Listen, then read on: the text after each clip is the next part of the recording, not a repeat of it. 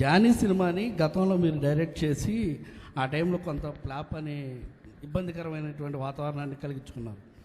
ఈ సినిమాలో మీరు లాస్ట్ క్లైమాక్స్ మీరే డైరెక్ట్ చేశారని చెప్పేసి చెప్తున్నారు. దానికి అప్పటికి ఇప్పటికీ ఏంటి ఎలాంటి చేంజ్ మీరు గమనించారంటే? అలాగే అంటే నేను జానీ నిన్న కూడా చెప్పాను. అంటే నాకు ఏమనిపించిందంటే, ఒక సినిమా తీసేటప్పుడు చాలా నలుగుతా ఉండే.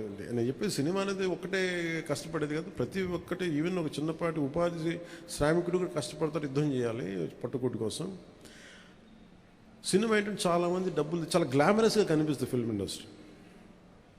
దానికి నేను ఒక చిరంజీవి గారు లాంటి అన్నయ్య ఉండి, నేను సక్సెస్ఫుల్ అయిన యాక్టర్గా ఉండి, ఖుషి తర్వాత వరుసగా విజయాల తర్వాత కూడా ఒక జానీ అనే సినిమాని నేను డైరెక్ట్ చేసేది ఆడకపోయిన వెంటనే ఒక 5 రోజులు 10 రోజులు నెల రోజుల తర్వాత ఫస్ట్ షో పడింది. ఇది బాగలేదు అనగానే వెంటనే మొత్తం ఫైనాన్షియర్స్ డిస్ట్రిబ్యూటర్స్ అందరూ నా ఇంటి మీదకి వచ్చేసారు. మాకు డబ్బులు రావట్లేదు, ఇప్పుడు ఏం చేస్తామని. నా క్వశ్చన్ ఏముందంటే, మీకు డబ్బులు ఇచ్చినప్పుడు నాకు ఎప్పుడు ఎక్స్ట్రా ఇవ్వలేదు కదా, ఇప్పుడు డబ్బులు పోయినప్పుడు అది ఉండదు అక్కడ. సో నేను కంప్లైంట్ చేయట్లా. అంటే నాకు ఏమనిపించిందంటే, ఫస్ట్ టైము నాకు చాలా ఒక కాలంలో చెప్పిన అన్ని బంధాలు ఆర్థిక బంధాలు నాకు అది గుర్తొచ్చింది. నేను ఆ రోజు మొత్తం నా రెమ్యునరేషన్ తీసుకోలేదు, ఇచ్చేసాను. నాకేమనిపించిందంటే, ఒంటరితనం అనిపించాను. అంటే ఇప్పుడు ఎలా ఉంది అంటే, గత ప్రభుత్వం చేసిన ఒక దుర్మార్గాలన్నీ నేను చేసేసి అందరూ నిందిస్తుంటే నేను ఎంత బాధపడాలో, సినిమా ఫ్లాప్ అయితే నన్ను బాధపడమని అందరూ అలా చెప్తాను. నా ఉద్దేశం ఏంటంటే, సినిమా చేసాం, బాగలేదు, ఆడలేదు అంతే.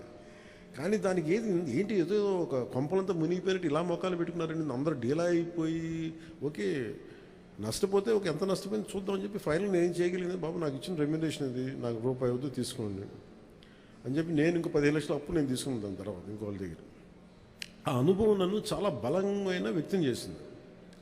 ఆ ఒక్క జానీ ఫెయిల్యూర్ నాకు ఎంత హెల్ప్ చేసిందంటే, పాలిటిక్స్లో హెల్ప్ చేసింది. నేను 2019లో ఓడిపోతే మళ్ళీ నాకు అదే గుర్తొచ్చింది. నేను ఎలా సర్వైవ్ అయ్యానప్పుడు, failure is a part and parcel of growth.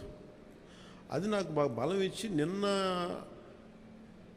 ఒక నిర్మాత ఆ రోజు అన్ని ఇబ్బందులు లేవు, కానీ రత్నం గారు లాంటి వ్యక్తి,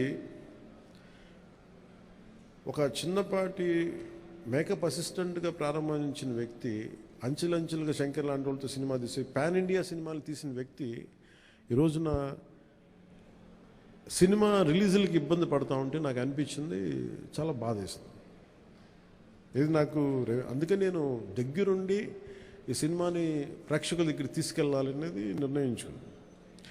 సో నాకు అందుకు అనిపించింది అన్నమాట. అందుకని నా జానీ అనేది ఎందుకు వచ్చిందంటే, ఇంత ఫీబుల్గా ఉంటారు. అంటే మనీ దగ్గరికి వచ్చేటప్పటికి అందరూ నువ్వు చస్తావో పెడతావో తెలియదు, కానీ మాకు ఇలా కట్టాలి ఒకసారి ఇర్లాజికల్గా ఉంటుంది. సో అలాంటి సమయంలో నాకు ఆయన అండగా నిలబడాలి. అందుకని that's reason why I quote. అందుకని క్లైమాక్స్ ప్రత్యేకించి నేను ఎందుకు చెప్పానంటే, అప్పుడు నేను కొన్నిసార్లు నేను బుల్డోస్ చేసుకుని వెళ్ళాల్సింది. కొన్నిసార్లు రైట్ నిర్ణయం మన మనసుకు తెలుస్తుంది యాజ్ అ ఫిల్మ్ మేకర్గా. కొన్నిసార్లు పక్కన వాళ్ళు మాటలు, నేను అసలు ఎప్పుడు పక్కన వాళ్ళ మాటలు విన్నాను. కానీ ఈ ఫిల్మ్కి వచ్చేటప్పటికి ఈసారి ప్రత్యేకించి ఎట్టి పరిస్థితుల్లో నేను పాలిటిక్స్లో ఉన్నాను, సినిమాలు బాగా చేయడేమో అన్న సందేహం ఎక్కువ మందికి ఉంటుందని చెప్పి ప్రత్యేకించి శ్రద్ధ పెట్టి చేశాను. సో క్లైమాక్స్ కూడా ఎందుకు చేశానంటే, నేను చాలా సంవత్సరాలు అయిపోయింది యాక్షన్ కొరియోగ్రఫీ చేసి. రియల్ లైఫ్లో వీళ్ళతో గొడవలు పడుతూ ఉన్నాను, సినిమాలోనే యాక్షన్ కొరియోగ్రఫీ చేశాను. సో ప్రత్యేకించి ఆ particular episode it's close to my heart. చిన్నప్పుడు ఎప్పుడు పుస్తకాల్లో చదువుకున్నాం, హిందూగా బతకాలంటే జజియాపుని కట్టాలి. సో ఆ బాధ ఏదో ఉండిపోయినట్టుంది ఎక్కడో. సో అది ఆ వెంటౌట్ తీసుకున్న అవకాశం దొరికింది, ఐ యూజ్డ్ ఇట్ అంతే.